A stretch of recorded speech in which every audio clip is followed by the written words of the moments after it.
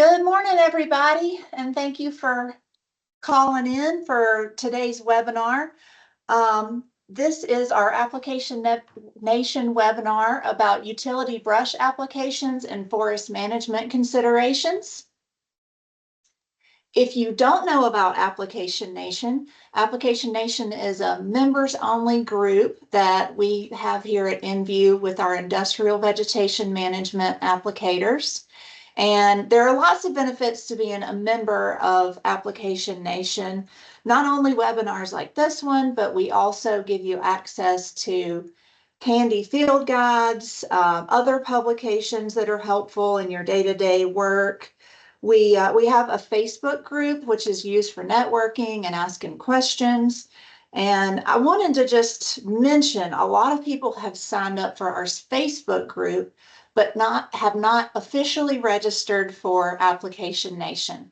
The Facebook group is just one part of our Application Nation experience. So if you haven't registered for Application Nation and have just joined the Facebook group, you can scan this QR code at the bottom of the page and sign up for Application Nation officially today.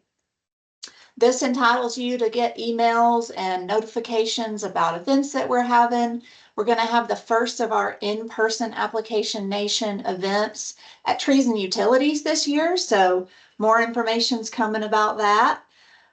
It'll be a meetup where we can just meet up and talk with one another and network and visit while we're all at Trees and Utilities.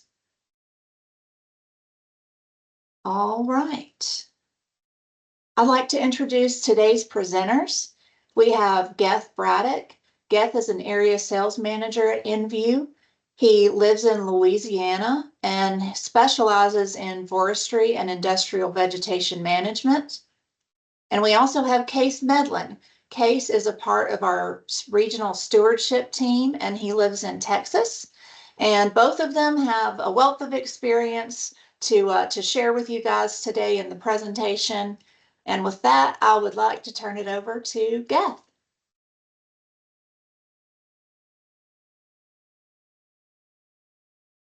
All right, thank you, Hallie. Thank you, Dr. Medlin, for joining as well. Thank you for letting us talk to you today. I hope we're speaking to utility foresters, to applicators, to distributors that get to work in this industry. The electric utility industry is a very important industry and one that we take great pride at Envu in getting to work with.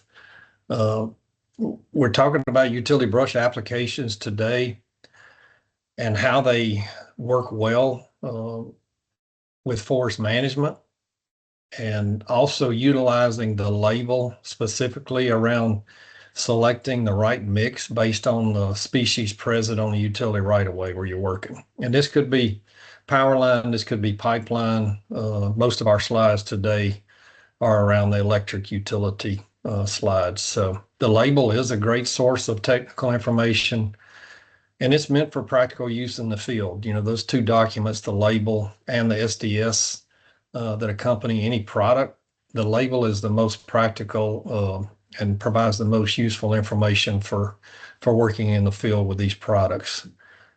We should look at the forest type where we are working and then develop some kind of proactive program around that. And hopefully if someone reaches out to one of us as area sales managers, we ask what kind of species are present there and try to build a mix around that. And, you know, usually the top 3 or top 5 species we start with and build the mix to control the most dominant species present.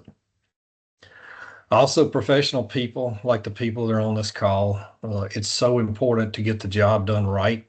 The applicators that are part of our team that we work with are very professional people, as well as the crew foreman out there on the ground. Those are so important to have those professional people using these products and working with these utilities to get the job done correctly and provide the best long-term benefits.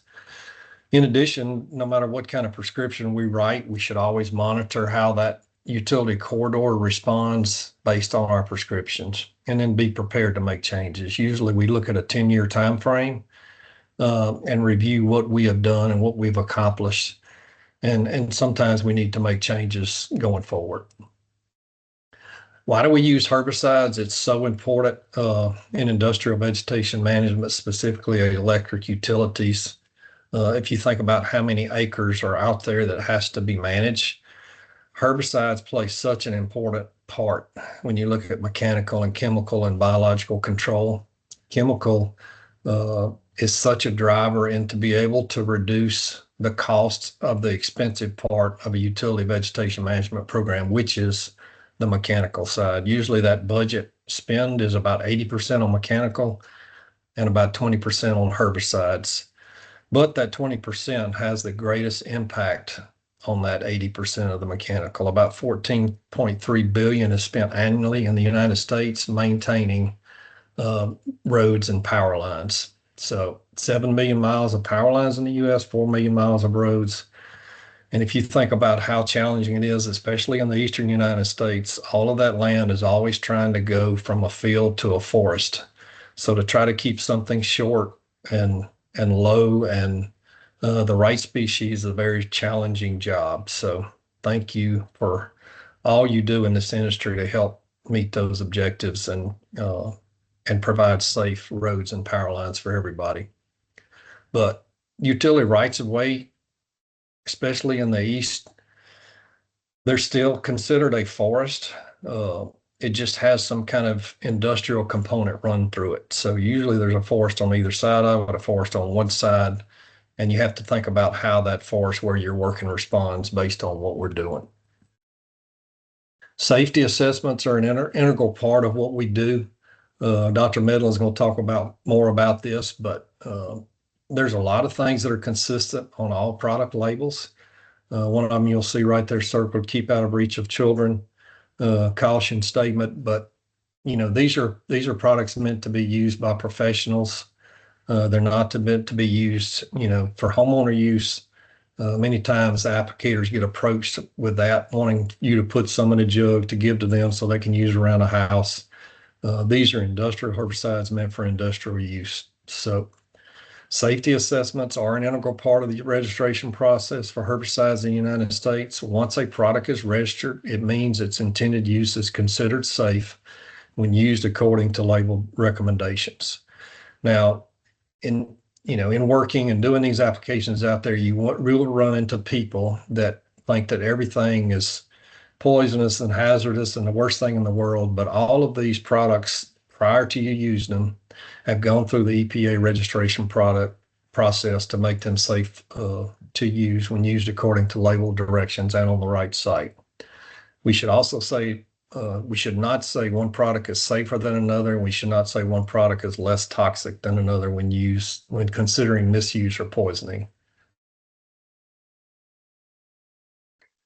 One of the other things I like to always talk about when we talk about utility vegetation management is the National Electrical Safety Code and the things that a utility forester is responsible, providing safe clearances. And we have a great opportunity in the herbicide world, whether it's a manufacturer, a distributor, or applicator, to help maintain those clearances from the floor up to the conductors. And utility foresters are responsible. When you look at this code, section 218, it talks about all the things that they're supposed to think about to provide safe clearances, not just one point in time, but until the next time they come around to maintain that power line. So they're supposed to look at line voltage class, species growth rate, and failure characteristics. If you think about where I am in Baton Rouge, we get 60 plus inches of rainfall a year. Stuff grows, 10 feet a year sometimes, depending on what species it is. So we have to think about all those things when we prepare prescriptions. Also, right-of-way limitations, how wide, how narrow. The vegetation's location in relation to conductors. Is it below the conductors? Is it on the side of the conductors? The potential movement of trees and conductors. Those conductors mid-span do not stay in the same place. They sway from side to side in wind events. So the utility foresters have to think about those things. And then sagging of conductors. Summertime lows, wintertime lows, those conductors will move and close the gap between vegetation and conductors. So it's very important that we help participate and do our job in maintaining those clearances underneath the power lines. The other thing that's part of Section 218 with that code is how we're supposed to look at limited access highway crossings. If you think about a power line crossing an interstate, a power line crossing a railroad track, those are special places that we should really pay attention to and treat those differently. Dead trees, vines on poles, those kind of things that you would never want conductors to come down. And one of the most dangerous things is when they come down and they're suspended off the ground. So they don't touch the ground. They don't create any fault current to open up some kind of protective device. They are energized at very low clearances hanging across a roadway or a railroad track. So you can imagine how bad things can happen. So it's important that when we're doing our applications that we pay attention to those limited access highway crossings. If we see something like a dead tree or like a vine that you are not able to maintain, report that back to the utility forester and let them be able to address that and take care of that. When you think about line clearance program successes, we're a big part of that. We should consider our objectives, safety and forest management, and that occurs through our prescriptions. We should always take safety first, and then look to think about how we're going to manage that forest where we're working for long-term benefits, both economic and both for wildlife and species diversity and those kind of things. Seek out people and companies to help you meet those objectives. And like I said earlier, prepare that prescription at least on a 10-year plan to look for managing that right away as a long-term investment, and that's sustainability. The more you align with how the forest is, where you're working, the more economical it will be to maintain. And then also go back and look for natural and economic indicators based on the practice that we recommend. Do I see mechanical costs coming down because the floor is maintained properly? Do I see raptors sitting on power lines because they can now see the floor and, hunt for small animals because that type of prairie habitat has been released in the rights of ways. These are kind of my 7 things that I try to remind people about when I have the opportunity to speak to them. With herbicide application, is that product label for the use site? That's usually on the first page, second page of every label. It's going to tell you, can I use this product where I am working or where I've been asked to work? What is the PPE required for use? What is the maximum use rate per acre per year? That's why calibration is so important. That's why we talk about it often. Calibrating with a broadcast application with a truck or a helicopter is different than calibrating a handgun with a hose and spraying individual plants like with a backpack. You have to learn how to calibrate that equipment to make sure we stay below label maximums. Is that product terrestrial or aquatic or both? Sometimes we need to have 2 mixes out there if we have a lot of aquatic sites that are part of the right-of-way. Is the species we're trying to control listed on the label? It's not an absolute, but it sure is helpful when you're making prescriptions to control the species out there on the right-of-way. That label and those species listed is built with a lot of data, and Dr. Medlin is going to talk more about that. And also, we can have the best brush control mixture in the world, and if we don't get coverage, then we're not going to get control. So that's still important. Some products you can have not as good a coverage, increase the rates, and have good results. Some products you can increase the rates and it doesn't matter because you don't have the good coverage to control it. You think about Eastern Red Cedar is one, Yopon is another one. You still have to get coverage to control those.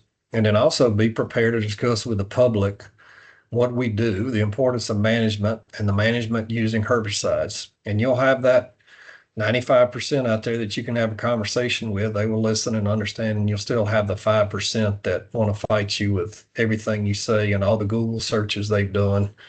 But don't fret and don't worry about those 5%. Still go out there and do a good job, follow the label, and report those kind of situations back to the utility where you're working. The label is the law, and it's also the best source of information on the product you're using. Always read and follow the label as it pertains to maximum use rates and approved application sites. Consider also where you're applying the product in relation to sensitive sites, even if we're well below label maximums. So just because you have the product on a utility right of way, there's still places that we shouldn't put those products because of what's around the application site where we're working. Ask questions if you don't understand. I definitely don't have a memory of all our labels. We only have 9 products in industrial, VM, and forestry, and I still have to review those all the time. SDS has good information on spill, how to handle spills. The label has more of the technical, practical use in the field information. And then you'll also see that LD50 information on an SDS, and I don't like to talk about that because that is a concentrated product. And if you think about how little product goes into a tank and how much water goes into the tank, to do the math to figure out to get to those LD50 levels, it takes a lot of water volume to ever even approach some of those levels that they have listed on the SDS. There's 4 ways we can deviate from a herbicide label.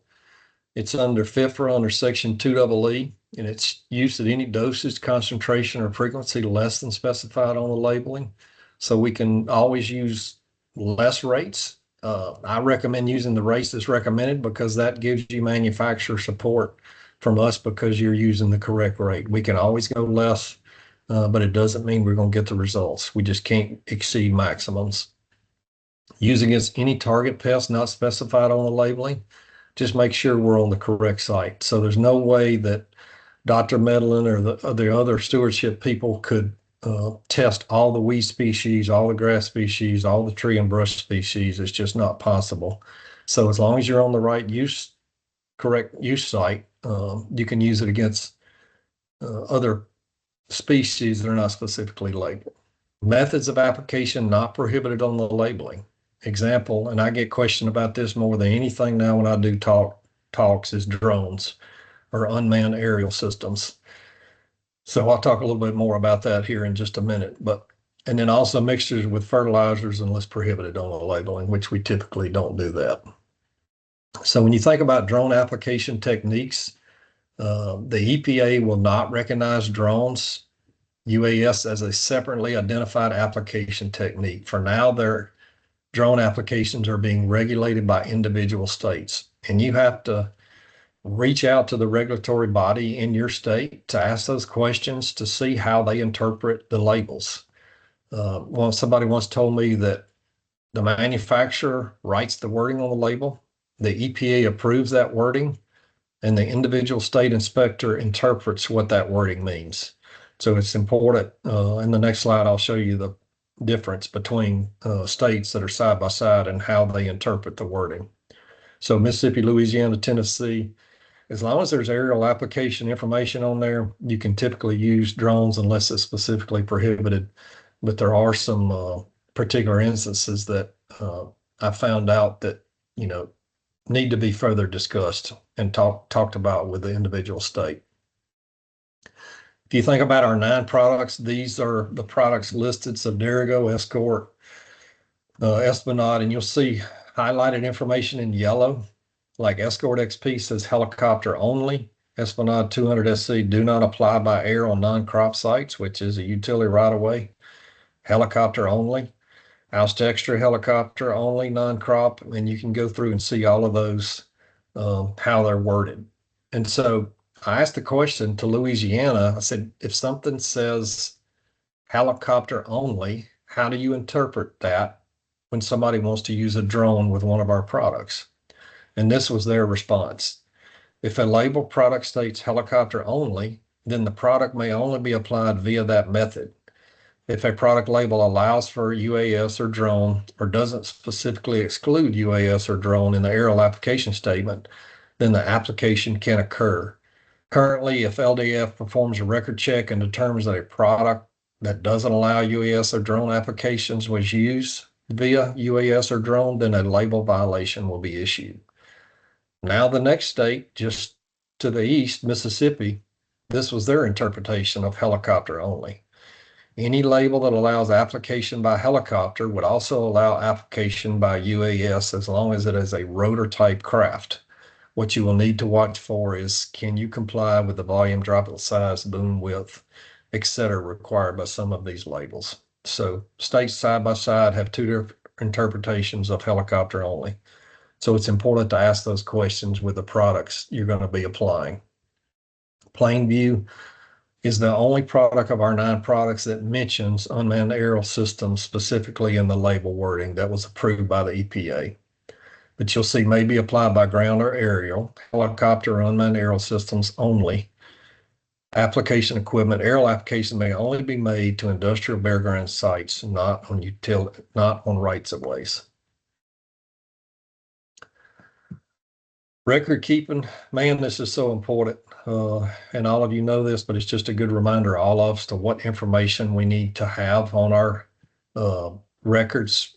In some states, I think they vary in the amount of time you're supposed to maintain these records, 2 to 3 years. But it's important to have this information as a minimum: the product name, the EPA registration number, the application date, the location, the treated area, applicator's name, and certification number. All of these are important. Case, I think you're up. Thank you, Gueth. Yeah, we're going to continue on with this record keeping bit for just a minute, but one of the things that you have to remember is there's quite a bit of information that needs to be collected about any application. One thing that is unique by states, and I'm not going to speak on every state, but there's certain criteria that you need to collect, or certain data: the who, what, when, where, why, and how of that application. States may vary as far as whether or not you can use their form or use your own form. I know in Texas you can use your own form as long as you're collecting the information that is intended by the state. So the specifics around who, of course, is not only who's making the application, the business that's making the application, but also the business that's requesting the application, and information around that. What, of course, would be the chemistry being applied, how much is being applied, the EPA registration number, and that kind of thing. The when is one that certainly the date and the time and that kind of thing, but also, the environmental conditions. And the more specific you can get on those environmental conditions to the actual site, the better off you're going to be in case there is an event, a complaint, and so on and so forth. So any type of handheld tools like a Kestrel or something like that that you can collect weather data with on site is going to be to your benefit. Just keep in mind it's going to be checked against the nearest weather station, wherever that may be. Certainly the where, what's being applied, where is it being applied, and that kind of thing. And we're going to talk briefly about that in the next couple of slides. But also the why. So going back to Gueth's earlier comments, is that species, the main target species, actually on the label? Are you using a product that is actually labeled for the problem? And then certainly the how. So how is it being applied? And that use site consideration that Gueth hit on just a little bit ago, that's one that's near and dear to all of our hearts here, particularly on the development side. The 4 products that you see on the screen there basically have the same active ingredient in them, but they're actually labeled for totally different use sites, and there's a reason for that. And we're going to talk a little bit about it. But one of the things the reason I wanted to hit on this is it's been several years ago now, but I was actually fortunate to get inspected by one of the auditors in the state and spent a day with them going over records and that kind of thing. Luckily, I'm still here, passed with flying colors. But the thing that made me aware of is, yes, there are people that are looking over your shoulder that will unannounced call you up and ask, hey, I need to come and inspect your facility and that kind of thing. So it does happen. So those records are going to reflect what product you're putting on which location. And some people think, hey, we can skirt the system, we can get this product and put it across multiple locations. There's records on what you're buying and that kind of thing. So just be careful. there's reasons as to why these products are labeled for certain use sites. Essentially, the researchers that develop spectacle are going to be totally separate and independent of the researchers that developed esplanade, two products that both contain indaziflam. However, those researchers that develop spectacle are focused on that turfgrass market and the hazards or things to be careful about with putting that product in that turfgrass use site. With esplanade, it's a totally different use site. We're concentrated on something else. We're going to learn different things about that active and the do's and don'ts about that product. So when we go to write that label, our labels are going to be totally different. For example, if you look at the use directions, you see a few bullet points there for spectacle. You look over on the esplanade side, a whole lot more bullet points. So there's more information on the esplanade site just under those use directions, restrictions, and precaution statements than there would be on spectacle. So depending on what product you grab and you read about, you may not understand the full magnitude of the situation for the various products.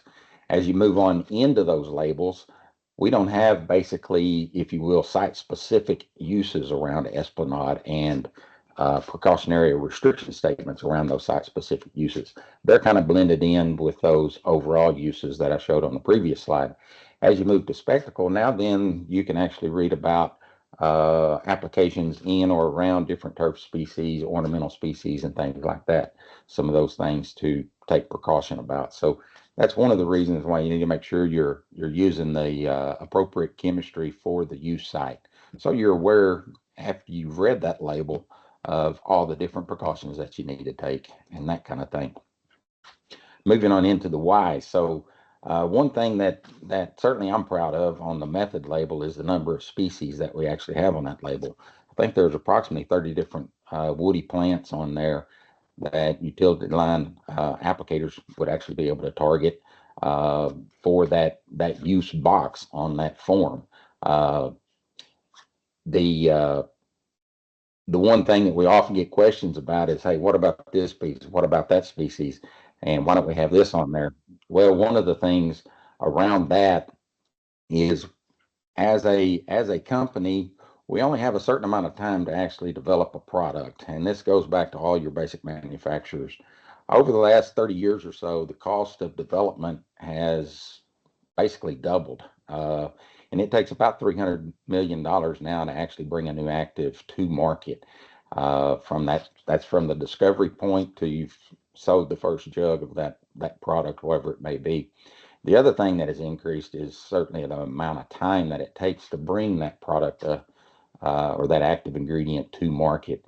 And essentially, at least half of that patent life on that product is usually consumed by the development process. So as that time frame gets longer to develop and actually market a product, it's less of amount of time that a company has to basically reclaim their cost, recoup their cost, and actually make a profit off of something that they develop. So we've got a specific amount of time, and basically once we're able to get that label submitted and in, we do that as quick as we can.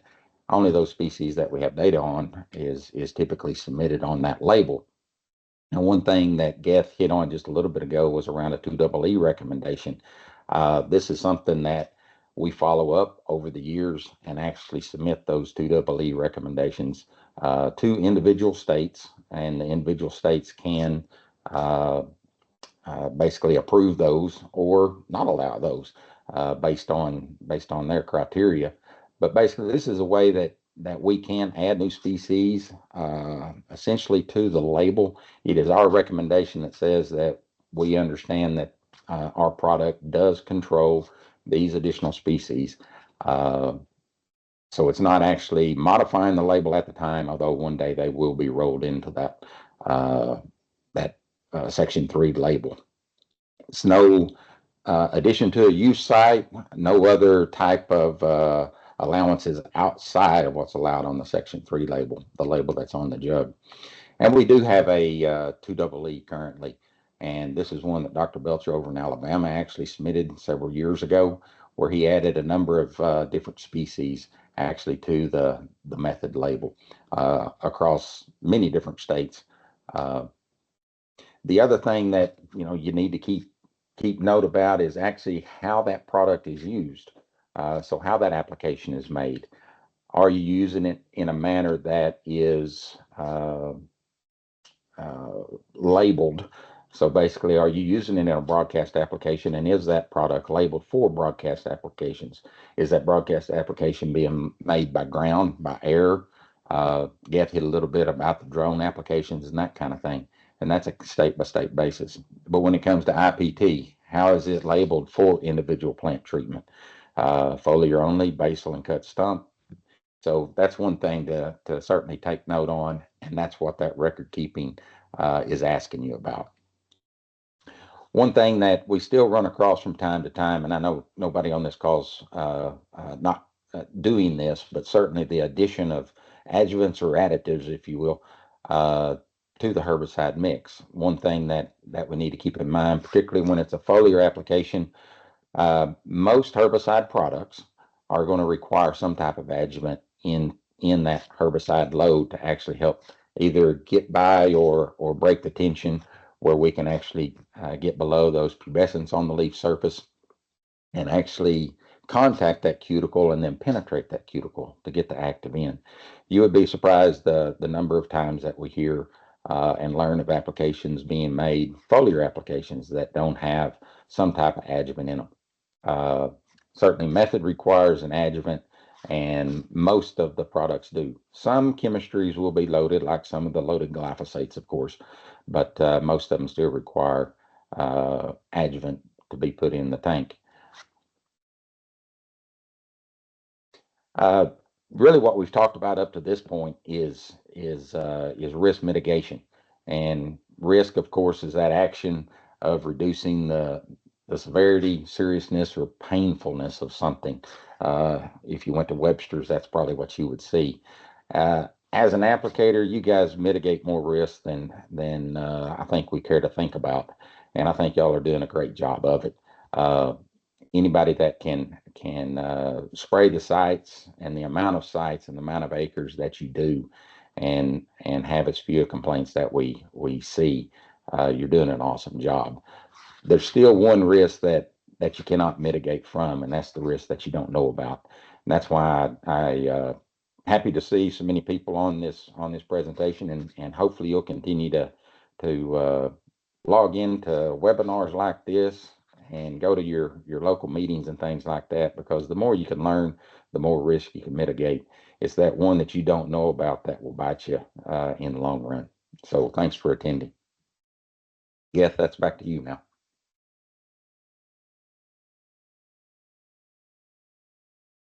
Thank you, Dr. Medlin. Yeah, that's another reminder for me to say thank you for what you do. I think about probably hundreds of thousands of line miles of power lines are treated every year. And you do such a good job. I have minimal calls, and that's a testament to the job you're doing and the pride you take in the work that you do. So back to long-term management, decision making, or forest management, the three components: mechanical, chemical, and biological. We have the opportunity to work with the last two, and a lot of people, I guess, forget about the biological part. And maybe when we're talking to the public, they equate biological with some bug that you put in a pond to control a weed, or some animal that you introduce to control a weed. But what we're leaning toward with herbicide applications is to provide biological control on the floor of that right of way over time. And we're controlling tree and brush species to release early successional plants. And that's only occurs because of a fire or correctly applied herbicides. And those lead to natural prairie habitat. And plant succession is a natural process created by God based on where we are managing land in the United States. And the closer you can figure out what forest type you're working in and around, know what those prairie habitat species that should be present there and what you're trying to release, it helps us make the best prescriptions. So if you think about the East, there's 90 different forest cover types. Midwest is primarily rangeland. The West has rangeland, desert, and forest, and about 55 different forest types. in the Western United States. So a lot of species that we have to think about where we're working and reach out to us with help with any prescriptions to manage those. Back to biological control. Here's a good example. This is a power line right away in South Mississippi that over the years has been released thanks to the efforts of a cooperative transmission provider. And you'll see native plants released. You'll see native wildlife come back. Actually, endangered species come back as a result of herbicide application. So we have so many positive things that we have the opportunity to do with herbicides. And, you know, I enjoy working with the utilities and the applicators to do this. But in the eastern U.S., our land is always progressing toward a forest. If you don't do anything, it's going to try to go back to a forest. That's always the way it's moving toward. To keep the utility rights of way from moving in that direction, we manage the floor to release and promote early successional habitat and species present when the forest is starting or when the forest would have had some kind of fire disturbance take place. Early successional prairie habitat includes many native perennial grasses, forest species, as well as some percentage of bare ground areas for birds and insects to travel. So you will see that present. You'll see bare dirt out there when you have native clumping grasses. So that's a part of that native prairie habitat. This is a quote I use often in Texas, Louisiana, Florida, Mississippi, and Arkansas. Nearly 99% of prairie habitat acres have been lost. Using prescriptions supported by Envu vegetation management, we can help change that statistic. And they're lost from lack of fire, from non-native plants taking over, some of those things that we can help deal with herbicides. Also, deferring maintenance. Safe clearances are most importantly utility rights of ways, and Envu vegetation management wants to support the utility and applicator in maintaining a safe clearance between energized conductors and vegetation. And it's not just when you're out there doing a tree trimming cycle or a herbicide cycle. You want to have that safe clearance maintained till you come back again on the next cycle. So without herbicides, it's very difficult unless you spend a lot of money and you come back very frequently to maintain that safe clearance between the floor and energized conductors. So thank you for what you do again to help and maintain those safe clearances. We want people to know when they're standing on a utility right of way, they are in a utility right of way. They are a different place from what's surrounding that. We don't want it to all look the same because then they start taking chances and doing things they shouldn't on a utility servitude. Deferring maintenance will always move the acreage underlines toward a mature forest cover type and make the utility corridor look like everything else. These are some good quotes I've remembered over my career. $1 invested this year will not be the same amount next year. And many of you have had the opportunity to work with utilities that may defer maintenance, and it's just not going to be the same cost from a safety standpoint and from an economic standpoint the following year. So the lowest cost is a good, simple mathematical formula. The lower the stem density, the lower the gallons per acre applied, plus the greater productivity is the lowest cost. And there are no algorithms for vegetation management. There's no mathematical formula that you can apply to everywhere. There's no magic mix that you can apply to everywhere to do this. You have to consider the forest where you're working and build your programs around that. And then technology is great, but eventually someone will have to pick up a chainsaw. And I also say someone will have to pick up a spray hose or put on a backpack to get the work done. Somebody eventually has got to do work out there on the ground to maintain those safe clearances so we can all have reliable power. Good example of what a natural fire looks like. This is very similar to what we do with herbicides. You control the woody brush species, you release native grasses and forbs, and this in turn results in the biological control.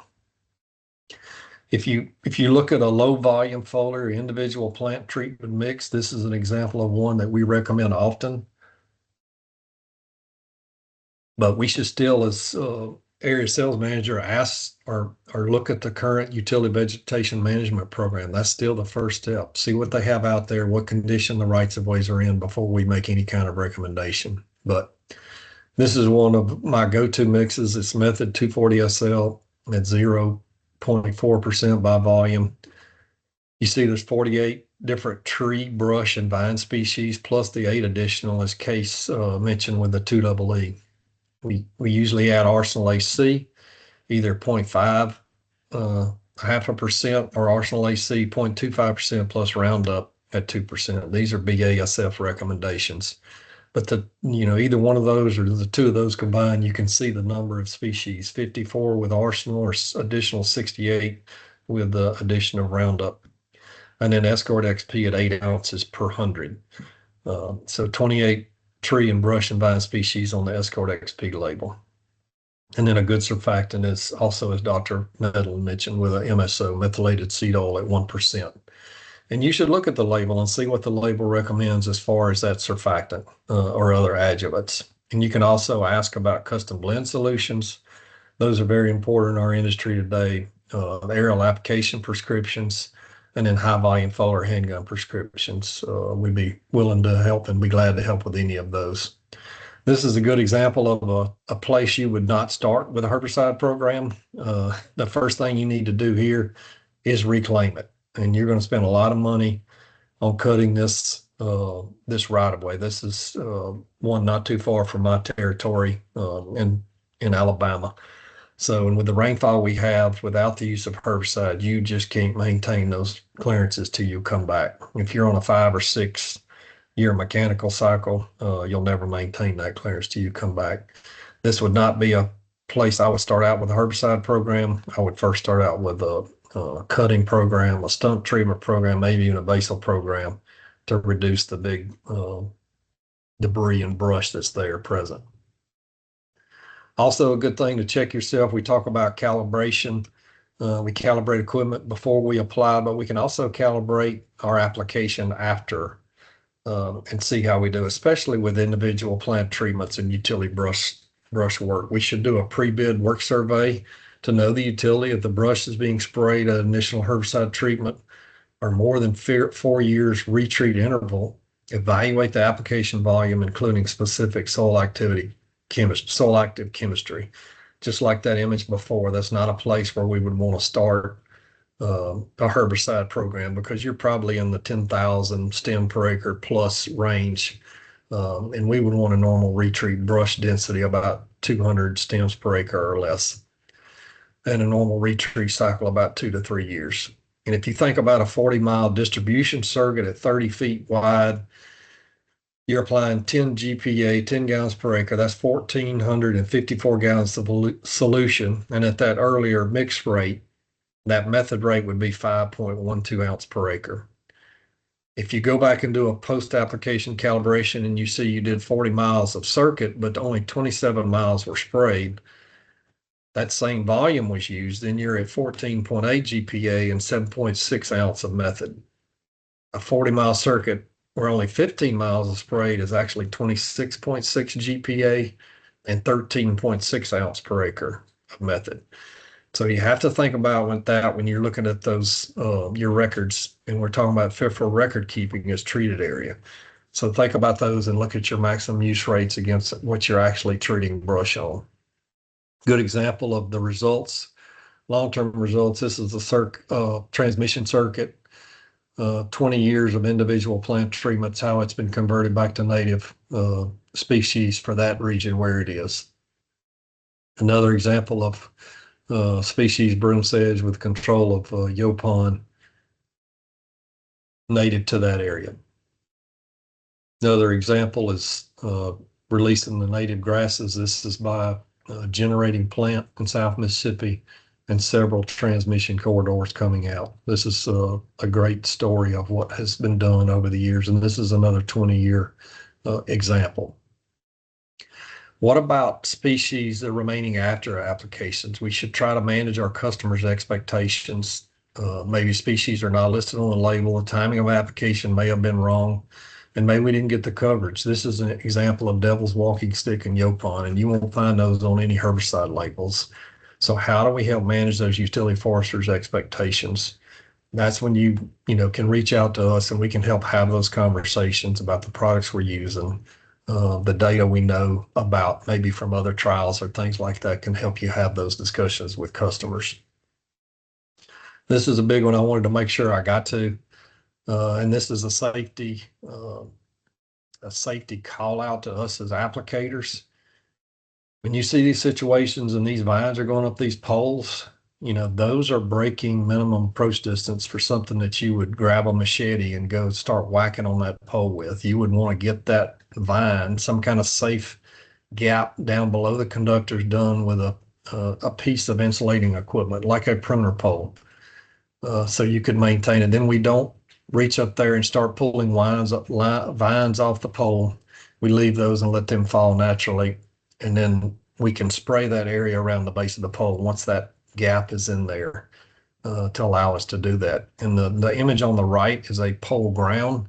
A lot of time those get cut, in our business, and that's something that's used as a protective device for linemen when they go out there and work on power lines in the middle of the night and they put grounds on wires. That is very important, so that energized conductor that's supposed to be de-energized, if it does have a fault current happen on it, that protective device can follow that ground wire going down to the pole, down into the ground, and will open up that device as fast as possible, versus going through somebody working on it, which is, we definitely don't want to have. And if you've ever seen some kind of outage phase to phase, there'll be a fireball as big as an automobile up there. So don't take that chance when those lines are up on top of those poles like that. Don't put yourself in that situation.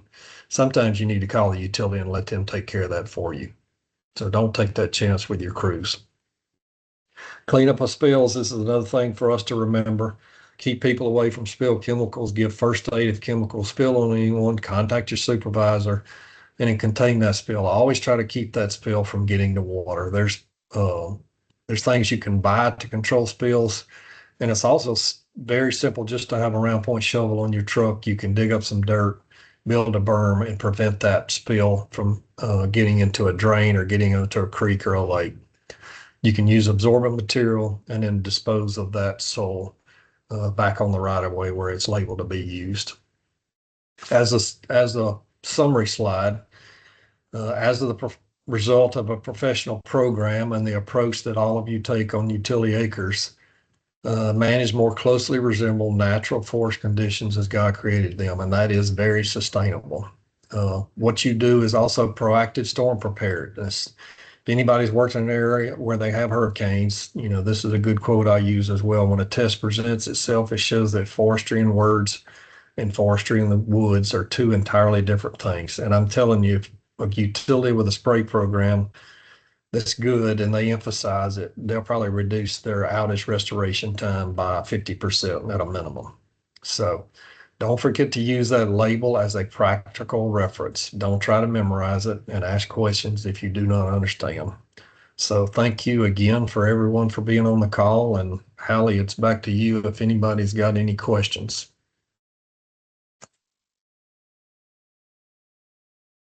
Thank you, Gueth. We do have a couple questions. First one, where can I find 2 double E's? You want me to go over that, Okay. Gueth? You want to do it or you want me to? It don't matter. No, I certainly can. Probably the easiest place that you can go to is wherever you search for labels. I know that I go to CDMS a lot, cdms.net, I believe it is. That's what I use too. And when you search for a specific product there, the items that comes up, usually it's the SDS, the Section 3 label, the full label, and then any other 2 double E's that the company may have posted are typically placed there. Not saying that you can't go directly to the state and find them there, but that's typically the easiest place to go find those 2 double E's is cdms.net. And they'll be listed with a short title of what each one of those 2 double E's are for. Thank you, Case. Here's another one for you. Do you think Method 240SL will come back to the state of Oregon anytime soon? Why is that one for me? Gueth? Hey, there's nothing that's impossible, right? But I know that I haven't been aware of or made aware of any conversation that's taken place at this time, but nothing's impossible. Yes. How do you determine the number of miles actually sprayed on the circuit when it's scattered brush throughout the right of way? I typically count spans, and it depends on the utility where you're working. I guess a good rule of thumb for me is 17 spans on distribution equals a mile of right of way. And you may go through there and get a good average all over the circuit and say, hey, I'm averaging about 14 spans out of 17 spans that I'm spraying something on. And that helps me calculate the treated area. Okay. Will Envu help with questions on the label as to appropriate use? Sometimes reps are reluctant to comment. I'll chime in on that one. That's something that I think our stewardship team does quite frequently is when there is questions about the label or if there's questions around let's say specific use types or sites. I get probably 6 or 8 a year where the customer is actually don't really understand which product to go to. Is this a range and pasture type site or is this an IVM type site? So we'll get those questions from time to time. We'll help walk you through that and position the correct product on the appropriate site. So if your local rep such as Gueth and others need some help, they're certainly willing to call us. So please, if you have any questions about the label, give your rep a call and we'll get involved.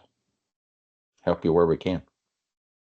Chances are that rep has had that label question before, but if they haven't, then our stewardship team is certainly here to help. And I know there are some cases where specific states are really funny about the manufacturer rep interpreting the label according to their regulations and prefer that people contact the state. So that may have been the case in your situation, Mike. All right, for Scott Benfer, I believe method is not labeled for range and pasture. Will it get that label sometime? Correct me if I'm wrong. I can answer this one. So we have been working on a range and pasture label for aminocyclopyrachlor for a long time. It was submitted to the EPA years ago and has been in the review process ever since. We are expecting to get that product. It will be called True Range. But again, we're on the EPA's timeline. So we do expect that to come, but we don't currently have that product available right now. Okay, here's one more. If you have product left at the end of the day, how long can it sit in the tank before it starts to lose efficacy? Case. Case, you want to do that? Sure. A lot of it's going to depend on conditions that it's setting in, and also what the chemistry is. For example, if method is in the tank, I've had people do this before. One thing that it will do is it can photo degrade when it's in basically water that light can penetrate. So I would want to put that inside a dark place, cover it with a tarp. I want to keep the sunlight out, unless of course you have a tank that light cannot penetrate. So so it's going to depend on the chemistry that's in the tank, and also going to depend on the conditions that it's stored in. Some of those things that that you have to consider in a situation like that. What we often see is that applicator will actually call the rep and we'll get involved and kind of tell them the best case scenario. We don't like to see products stored like that for a long period of time. So it's always important to mix what you're going to be able to spray. But I understand things like that happen sometimes. Weather events pop up or something like that. But certainly give the rep a call and we'll get involved and help you and let you know the best, I guess, method of storing that for a short period of time. Thank you, Case. All right, we've got 5 minutes and one more question. This one's for Gueth. Okay. Can you give an example of an endangered species that you've seen rebound in an early successional habitat? Well, I mean, you got to visit the same site, Hallie, as the gopher tortoise that's been listed, I guess, in the indigo snake that goes along with it. Plus, there's other species associated with that gopher tortoise. So, if you ever have the opportunity to talk to Wes Graham with Cooperative Energy, he will tell you a great story about that. And basically, they started a herbicide program 20 years ago. The only low growing vegetation they had was pole to pole in a straight line where they were driving trucks or where they were walking. And the gopher tortoises would stay there because that was the least, I guess, least resistance they had from surrounding vegetation. But over time, with the herbicide program, they kept spreading out and using the site more and more because of the prairie habitat that came back and the ease that they had in making burrows out there. So gopher tortoise, South Mississippi, that was transmission rights of ways. It's a great story. And I think that's one that's going to be published here soon in UAA, I believe, Hallie. Yeah, that was a treat to get to see that for sure. Do we have any other questions? If you do, you can put them in the Q&A chat or you can raise your hand. I'll give just a minute or two and then we'll wrap it up.